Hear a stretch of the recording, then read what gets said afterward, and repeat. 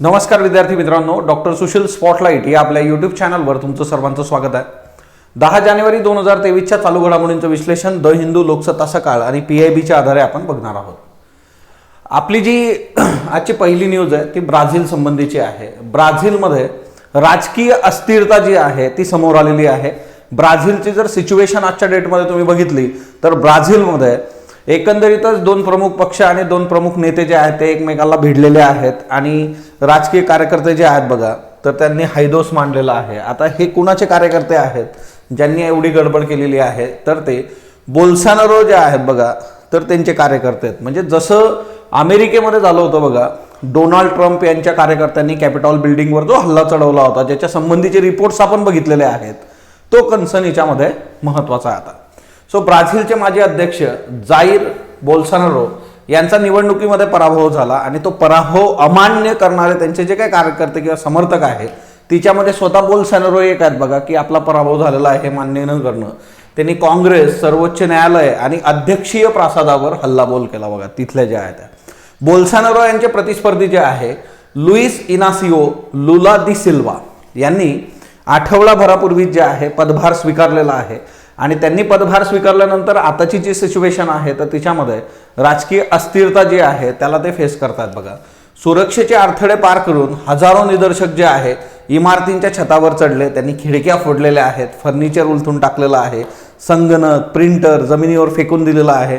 So एकंदरचे आहे की आठवड्याच्या शेवटी बहुतांश रिकाम्या राहणाऱ्या या तिन्ही इमारती ज्या आहेत म्हणजे ना काँग्रेस असेल, सर्वोच्च न्यायालय असेल, अध्यक्षीय प्रासाद असेल, सो त्याच्यावर त्यांनी जे आहे तर तो हल्ला चढवलेला बघा. मूळ जे आहे ब्राझीलची राजकीय स्थिती जी आहे त्यातल्या त्यात हा ना खूप काही जे आहे समाधानकारक आजच्या डेटमध्ये नाही आहे. अति उजव्या विचारसरणीचे जे आहेत बघा बोल्सोनारो, आता सगळ्यात महत्त्वाचा हा एक कन्सेप्ट येतो बघा, उजवी विचारसरणी. अति उजवी म्हणजे जरा एक्स्ट्रीम जे आहे, राईटिस्ट, राईट लेफ्ट जे आहे. सो मूळ जे आहे तर तुम्हाला उजवे डावे असं आपण पेपरमध्ये वाचतो की डाव्यांनी असं म्हटलं तर हे जे आहे उजवी विचारसरणी जी आहे ती भांडवलशाहीला पोषक असतं बघा किंवा भांडवलशाहीचा प्रोत्साहन करणारी.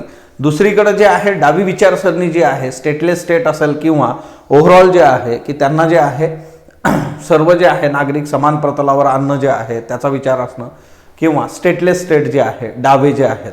ओके, सो तुम्ही मला कमेंट बॉक्समध्ये सांगणार आहात भारतामधले डावे पक्ष आणि उजवे पक्ष कुठले आहेत बघा. ओके, त्याच्यानंतर जे आहे की अति उजवा अति डावा असणं म्हणजे तिच्यातले तीच विचारधारा एक्स्ट्रीम लेवलला घेऊन जाणारी लोक जी आहेत तर ती अति उजवे अति डावे. अमेरिकेचे तत्कालीन अध्यक्ष डोनाल्ड ट्रम्प यांच्या समर्थकांनी जे बघा 6 जानेवारी 2021ला अमेरिकेच्या कॅपिटॉल इमारतीवर केलेला जो हल्ला होता त्याची आठवण करून देणारा हा प्रसंग आहे ब्राझीलमधला. ब्राझील कुठे आहे बरं आता तर ब्राझील बघा दक्षिण अमेरिकेचा विचार केला तर हा इथं ब्राझील आहे तुमच्या समोर. दक्षिण अमेरिकेमध्ये इथं ब्राझील आहे बघा.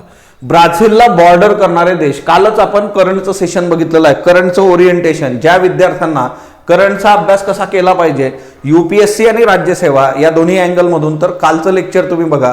याच्याकरता ॲपवरचा डेमो लेक्चर्स फॉर स्टुडंट नावाचा ₹1 कोर्स आहे. तो कोर्स तुम्हाला परचेस करणं अपेक्षित आहे. त्याच्यामधून तुम्ही कालचं सेशन बघू शकता. आता हे जे ब्राझील आहे, ब्राझीलला बॉर्डर करणारे देश उरुग्वे, पॅराग्वे, बोलिव्हिया, पेरू, कोलंबिया, व्हेनेझुएला, गुयाना, सुरिनेम आणि फ्रेंच गुयाना. आता हे जो सुरिनेम आहे बघा याचा पण रेफरन्स आता येणार आहे. इथं सुरिनेम नावाचा जो देश आहे. सो मूळ जर तुम्ही विचार केला तर दक्षिण अमेरिकेतले, तुम्हाला असा MCQ जर विचारला की दक्षिण अमेरिकेतले कुठले देश आहेत जे ब्राझीलला बॉर्डर करत नाहीत तर दक्षिण अमेरिकेतला चिली नावाचा देश आहे आणि इथं इक्वेडोर नावाचा देश आहे. हे दोन देश जर सोडले तर सगळे देश जे आहेत तर ते काय करतायत ब्राझीलला बॉर्डर करतायत. सो मूळ जे आहे तुम्ही एक एक जो आहे खंड तो प्रॉपरली बघणं.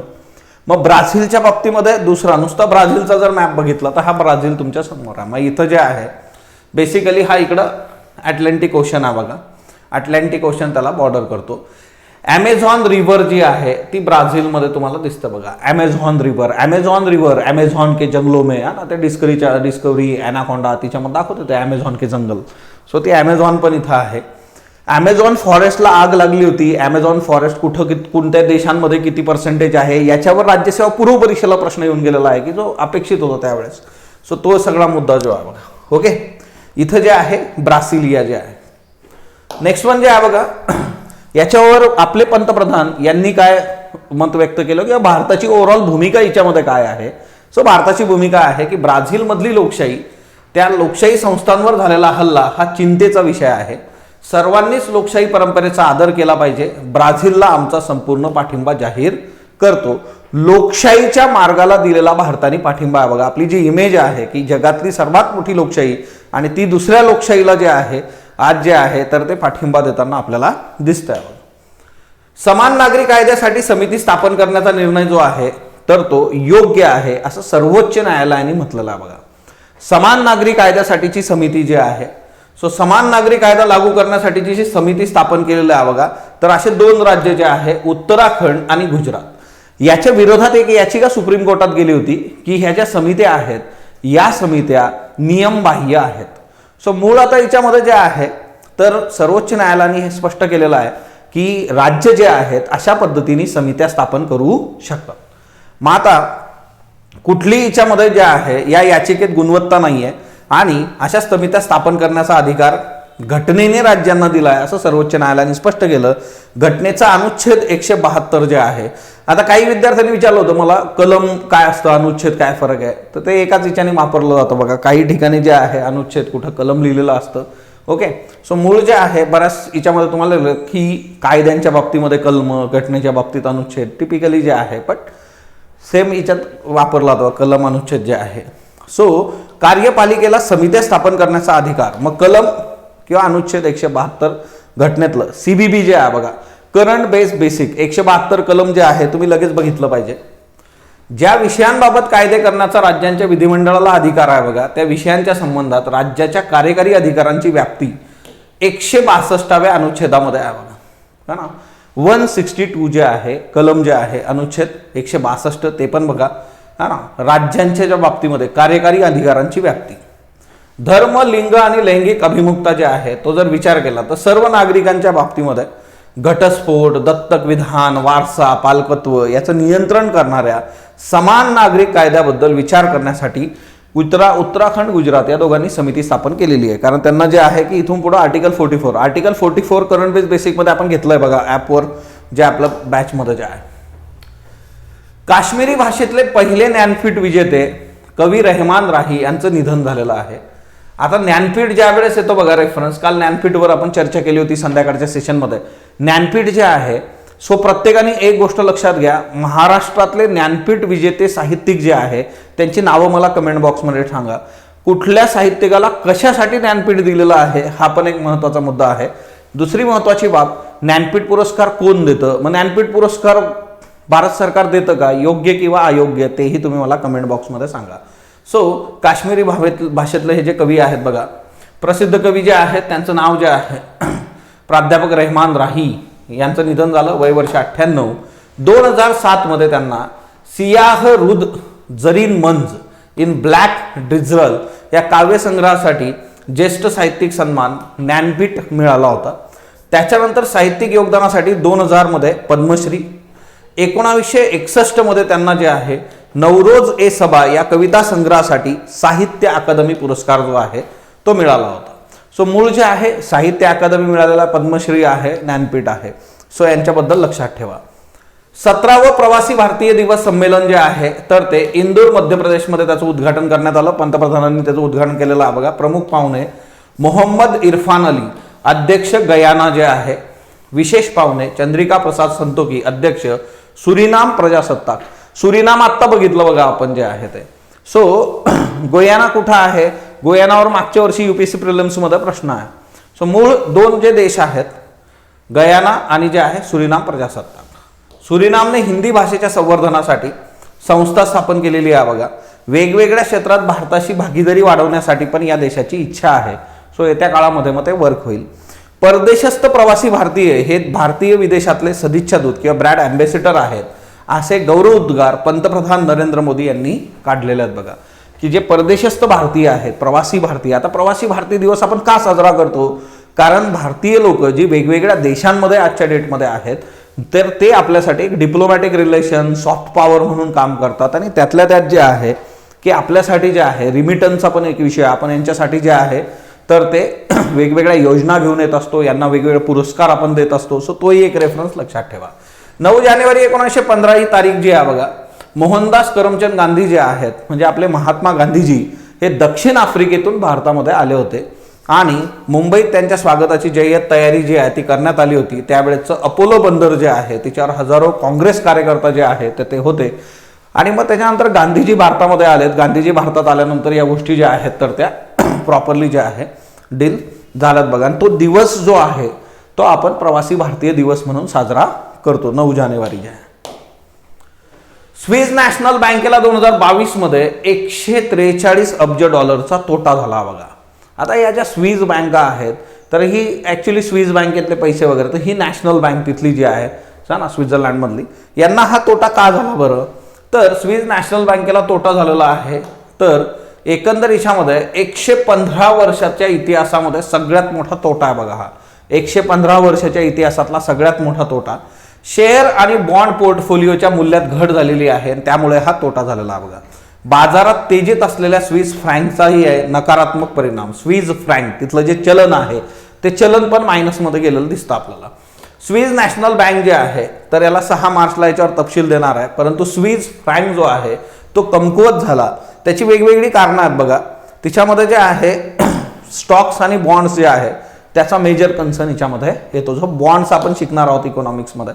जागतिक शेअर बाजारामध्ये मंदी आलेली आहे आणि रोखीच्या किमती ज्या आहे गेल्या वर्षी घसरलेल्या आहेत बघा. जागतिक शेअर बाजारात मंदी आणि त्याच्यामुळे स्विस नॅशनल बँकेसह सगळ्या बँकांनी जे आहे महागाईचा सामना करण्यासाठी व्याजदर वाढवलेले आहेत. आपला रेपो रेट वाढलाय का बरं, हा ना. सो तो एक मुद्दा आणि त्याच्यामुळे जे आहे हे तोट्याच्या दिशेने घेऊन जाणारं कारण त्यांना आहे. या सगळ्या घटनेमध्ये एकच सकारात्मक बाब आहे बघा, ती म्हणजे स्विस नॅशनल बँकेचं सोनं 2021च्या शेवटी 1040 टन इतकं होतं आणि 2022 मध्ये बँकेचं 400 दशलक्ष फ्रँक ते वाढलेलं आहे. सो एवढं एक झालेलं आहे. रोख रक्कम आणि त्या गोष्टी गडबडलेल्या आहेत, परंतु यांचं जे आहे तर ते स्विस बँकेचं जे आहे सोनं मात्र वाढलेलं आहे. तेवढा एक पॉझिटिव्ह आस्पेक्ट यांचा आहे. तमिळनाडूमध्ये राज्यपालांचा जे आहे सभात्याग झालेला, राज्यपालांनी सभात्याग केलेला आहे. आता मूळ जे आहे राज्यपालांचा जो इश्यू आहे तर तो राज्यपाल असा नेहमी न्यूजमध्ये हवा. राज्यपाल कुठल्याही राज्याचे असू देत, जर राज्यांमध्ये केंद्र आणि राज्य वेगवेगळे जर तिथं जे असतील बघा तर सरकार असतील तर 100% जे आहे राज्यपाल हा न्यूजमध्ये असतो. सो इथं जे आहे तमिळनाडू विधानसभेच्या अधिवेशनाच्या पहिल्याच दिवशी जे आहे बघा अभिभाषणाच्या वेळेस गोंधळ घालण्यात आला आमदारांद्वारे. आता हा गोंधळ का झाला त्याचंही रिझन बघूया. त्यावेळेस राज्यपाल R.N. रवी यांनी सभागृह जे आहे ते सोडलेलं आहे.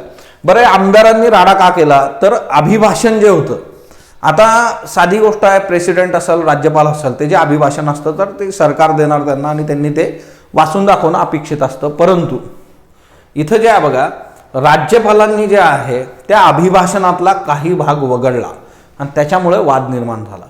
आता लोकसभा किंवा विधानसभा निवडणुकीनंतर सभागृहाच्या पहिल्या बैठकीची सुरुवात राष्ट्रपती किंवा राज्यपालाच्या अभिभाषणाने होत असते किंवा वर्षाचं पहिलं सेशन जे आहे. आता ज्या बघा वर्षाचं पहिलं सेशन जे आहे मग आता याच्यामध्ये घटनेच्या 176 एक कलमान्वये जे आहे ही तरतूद आहे बघा की ते अभिभाषण होईल. आणि मूळ जे आहे की राज्यपालांनी राज्य मंत्रिमंडळाने तयार केलेलं भाषण जे आहे वाचून दाखवणं हे अभिप्रेत आहे. तिच्यामध्ये तुम्ही एडिट करू नका किंवा चेंजेस करू नका असा तो प्रघात आहे, परंतु त्यांनी ते केलं. आता हे होतं का, हे पहिल्यांदा घडतंय का, नाही. केंद्र राज्य सरकार वेगळं असलं की असलं जो आहे प्रकार जो आहे तो रुटीन याच्यात तुम्हाला बघायला मिळतो. केंद्र राज्यांमध्ये वेगळ्या पक्षांची सरकार आल्यानंतर जे आहे असले प्रकार जे आहे ते वाढीस लागतात बघा. सो केंद्र राज्य जे आहे तर हे आपल्यासाठी करंट बेसिक आहे बघा. केंद्र राज्य जे आहे आता तमिळनाडू मधलं जे आहे सत्ताधारी द्रमुक जे आहे तर त्यांनी जे आहे राज्यपालांना अभिभाषण दिलं होतं, राजभवनाला ते पाठवलं होतं. राज्यपालांनी ते जे आहे तर ते मान्यता पण दिली होती. तिच्यातला काही भाग मात्र त्यानंतर वगळण्यात आला. मुख्यमंत्री स्टॅलिन जे आहे त्यांनी त्याच्यावर आक्षेप घेतला आणि मग त्याच्यानंतर वाद झालेला आहे बघा. सो त्याच्यानंतर राज्य मंत्रिमंडळाने जे आहे ठराव पारित केला आणि राज्यपालांचं जे काही भाषण ते होतं ते सगळं परत लावून काढून टाकलं बघा. असे प्रकार तिथं घडलेला आहे. 176(1) आणि 176(2) ही दोन कलमं जी आहे ती प्रत्येकाने नीट करून ठेवा. 176(1) आणि 176(2) विधानसभा निवडणुकीनंतर पहिल्याच अधिवेशनात किंवा दरवर्षी होणाऱ्या विधिमंडळाच्या पहिल्या अधिवेशनाची सुरुवात राज्यपालांच्या अभिभाषणाने होणं, अध्यक्षांनी अभिभाषणात उल्लेख केलेल्या बाबींवर सभागृहामध्ये चर्चा होणं. सो अशा दोन गोष्टी. त्यानंतर जे आहे ज्वारी, बाजरी आणि नाचणीच्या बियांची विक्रमी निर्यात जी आहे ती झालेली आहे. असं का झालं? कारण 2023 जे आहे हे कडधान्य वर्ष म्हणून आपण साजरं करतोय आणि त्याचा परिणाम म्हणून ज्वारी, बाजरी, नाचणीच्या बियांची जी आहे विक्रमी निर्यात जी आहे तर ती होते आहे. युरोप आणि आखाती देश जे आहे तर त्यांनी पौष्टिक म्हणून ओळखल्या जाणाऱ्या तृणधान्याच्या बियाणांची जी आहे विक्रमी आयात केलेली आहे. 2021-22 मध्ये जे आहे 480 कोटी रुपये किमतीच्या बियाण्यांची निर्यात आपण केलेली आहे आणि 2023 हे वर्ष जागतिक तृणधान्य वर्ष म्हणून साजरं केलं जाणार आहे. बघा, त्या पार्श्वभूमीवर ही गोष्ट चांगली आहे आपल्यासारख्या देशांसाठी. जे आहे जगभरामध्ये जे आहे तृणधान्याविषयीची जागृती वाढते आहे. ज्वारी, बाजरी, नाचणीच्या बियाण्यांना जे आहे तर इथं मागणी पण जी आहे तर ती वाढते आहे. सो हा एक महत्वाचा कन्सर्न याच्यामध्ये आहे. दुसरी महत्वाची बाब जी येते बघा ती म्हणजे काय की आता हे जे आखाती देश किंवा युरोपियन देश यांनी एवढ्या मोठ्या प्रमाणावर बियाणं जे आहे ते आयात केलं. या देशांनी काय केलेलं आहे तर आपापल्या देशात तृणधान्य उत्पादन करण्याचं धोरण जे आहे ते पण आखलेलं आहे.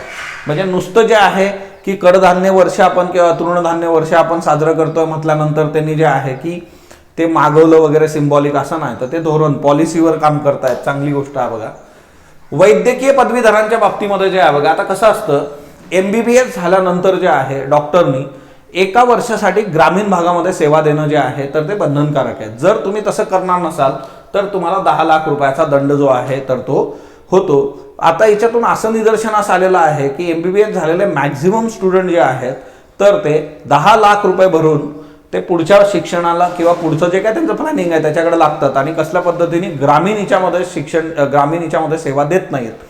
मूळ याचा उद्देश असा होता की MBBSचं शिक्षण झाल्यानंतर जे आहे तुम्ही ग्रामीण भागामध्ये सेवा द्या, कारण ग्रामीण रुग्णांना सुद्धा क्वालिटी जे आहे तर ते वैद्यकीय सेवा मिळाल्या पाहिजेत.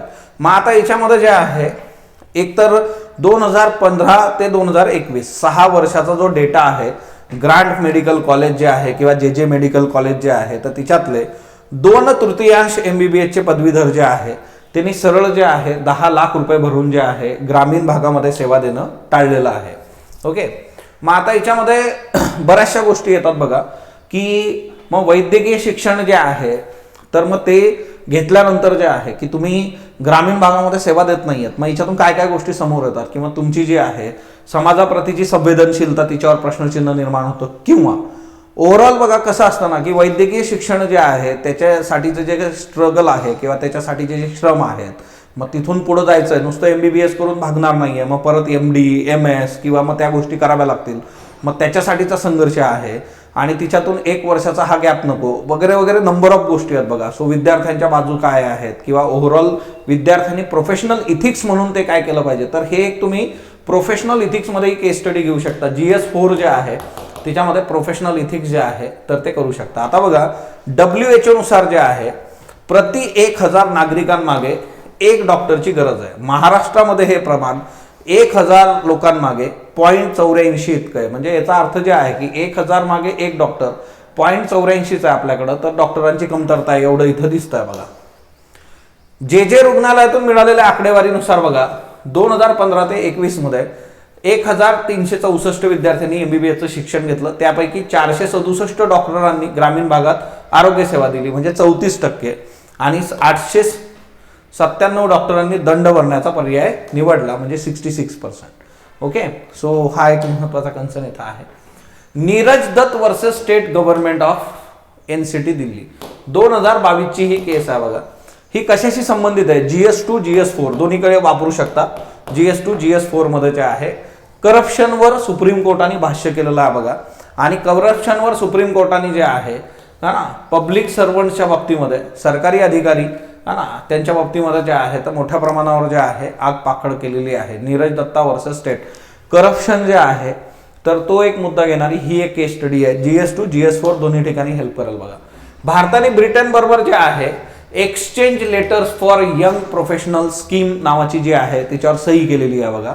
Exchange letters for young professional scheme हे काय आहे तर यामध्ये गव्हर्नमेंट ऑफ इंडिया आणि UK जे आहे बघा, त्यांचे प्रवासी भारतीय दिवस याच्या 9 जानेवारीला जे आहे तर ती सही झाली. आणि हिच्यामध्ये काय असणार आहे की 3000 जे आहेत बघा डिग्री होल्डिंग सिटीजन्स जे आहेत, ज्यांचं वय 18 ते 30 मध्ये आहेत, तर ते भारत किंवा ब्रिटनमध्ये राहू शकतात आणि तिथं काम करू शकतात बघा, for the period of 2 years. Okay, so Britain आणि भारतातला जो करार आहे तो सांगतो की 18 ते 30 वयोगटातले 3000 प्रोफेशनल डिग्री होल्डर्स एकमेकांच्या देशामध्ये जे आहे 2 वर्षापर्यंत कामासाठी राहू शकतात. आता याच्या संबंधीचा मुद्दा जो होता की एकतर UK इंडिया मायग्रेशन जे आहे आणि मोबिलिटी आपण ऑलरेडी साईन केलेलं आहे मे 2021 मध्ये, आणि आत्ता जे आहे बघा नोव्हेंबरमध्ये G20 समेत बालीमध्ये जे आहे आपले पंतप्रधान आणि ऋषी सुनक यांची भेट झाली होती, त्याचा परिपाक म्हणून हे आपल्याला समोर दिसत आहे बघा. आजचा प्रश्न घ्या, what are the reasons for repeated postponement of 2021 census. 2021च्या जनगणनेला वारंवार पुढे ढकलण्याची कारण काय आहेत? व्हॉट आर इट्स 2 फेजेस, याचे 2 फेज कसे असणार आहेत? How will this delay impact administrative functions, welfare schemes and other data sets. याच्यामुळे आपल्या प्रशासनावर काय परिणाम पडेल, कल्याणकारी योजनांवर काय परिणाम पडेल. Census data important to understand migration and migration patterns जे आहे बघा, स्थलांतरित जे काय नागरिक आहेत, स्थलांतर जे होतं बघा त्याच्यामधले जे पॅटर्न्स आहेत त्याच्यावर कसा इम्पॅक्ट त्याचा पडणार. सो ओव्हरऑल जे आहे सेन्सस संबंधीचे हे मुद्दे तुम्ही डील करणं गरजेचं आहे. स्पॉटलाइट अकॅडमीचा ॲप डाउनलोड करून घ्या. स्पॉटलाइट अकॅडमीचा ॲप जे आहे तर त्यावर तुम्हाला कोर्सेस ॲज वेल ॲज नोट्स अवेलेबल आहे. 2024 जे बघा इंटिग्रेटेड बॅच जी आहे IAS असेल किंवा जे आहे राज्यसेवा ती सुरू झालेली आहे. या बॅचमध्ये जे आहे याचे जे डेमो सेशन्स आहेत ते डेमो लेक्चर्स फॉर स्टुडंटमध्ये ₹1 कोर्स आहे बघा, त्याच्यात तुम्ही बघू शकता. याच्याकरता 2023चे ज्या प्रिलिम्स आहेत त्याच्यासाठीच्याही बॅचेस आहेत, त्याचे कोर्सेस तिथं आणि डेमो लेक्चर्स आहेत. ओके, कंबाईन ग्रुप बी सकाळी 8 ते 10 ही बॅच आहे बघा, आणि याच्यामध्ये जे आहे तुम्हाला ऑनलाईन ऑफलाईन सगळ्या बॅचेस ज्या आहेत स्पॉटलाइट अकॅडमीच्या त्या ऑनलाईन ऑफलाईन सेम टाइम जे आहे तुम्ही लाईव्ह लेक्चर्स करू शकता. So combine group B J आहे ती बॅच सुरू आहे. मराठी साहित्य हा जो वैकल्पिक विषय आहे बघा, तर मराठी साहित्य वैकल्पिक विषय आपल्या इथं सुरू आहे सोमवार ते बुधवार जे आहे. ज्या लोकांना मराठी साहित्यामध्ये रुची असेल तर ते इथं वर्क करू शकतात. UPSC MPSC साठी जे आहे 100 डेज रायटिंग प्रॅक्टिस प्रोग्राम आपला सुरू आहे. 100 डेज रायटिंग प्रॅक्टिस प्रोग्राम जो आहे तर त्यामध्ये डेली 4 प्रश्न देऊन जे आहे ते 48 तासात तुम्हाला चेक करून दिले जातात.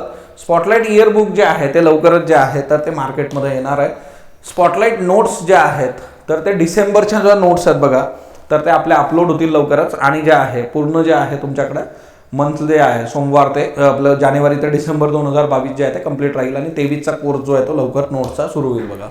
7447665769 हा टीम स्पॉटलाइटचा कॉन्टॅक्ट नंबर आहे. त्याच्याचबरोबर 8275275769 हे 2 नंबर आहेत.